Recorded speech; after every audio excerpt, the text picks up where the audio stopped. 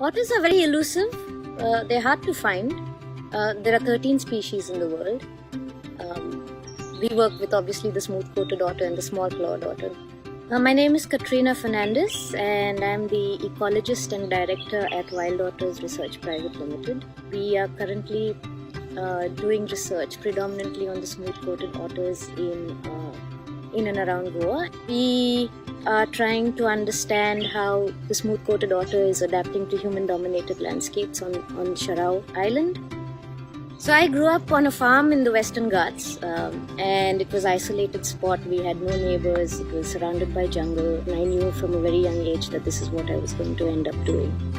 So I finished my doctorate in 2012. So I did a project first in the Western Ghats and then I went to Malaysia to work on the hairy-nosed otter. And then post that I was in Malawi in Africa, Southern Africa for a while, where we also did some work on otters and other larger carnivores. After all those experiences, I decided to give something back to where I live, so I'm here. We are trying very hard to build a sustainable model where we train university students how to do research. We give them opportunities to learn to do field work. We also hold a bunch of workshops and we do a lot of other things that are outside of otter research as well, like building rafts or learning bushcraft skills. We sort of design these programs and put it out there on social media saying that we're having this 3-day workshop or whatever it is that we're doing. We have a camera trapping workshop where we get people to come and then you actually physically can go out and camera trap in our backyard and see what you get overnight or over a period of 3 or 4 nights. There are already this year itself 4 families that have pups and it's looking positive. The otter population is increasing and that can only be a good thing. Wild Otters definitely wants to collaborate with all social initiatives. I can tell you now that we are looking for somebody to help us out with the feral dog, stray dog situation on the island. This has become a threat to otters.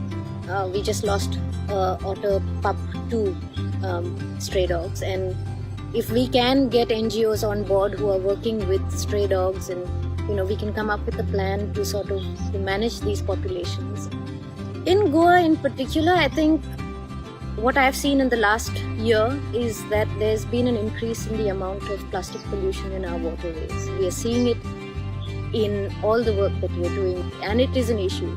I understand that development is important and I understand it is a part of who we are as human beings and there's nothing that we can do to prevent it from happening, and I'm not asking that we try and prevent it. What I'm asking is that it can be done in a sustainable manner so that everybody can coexist, animals and humans, in a given space. My name is Katrina Fernandez and I'm proud to be an eco-champion for Goa.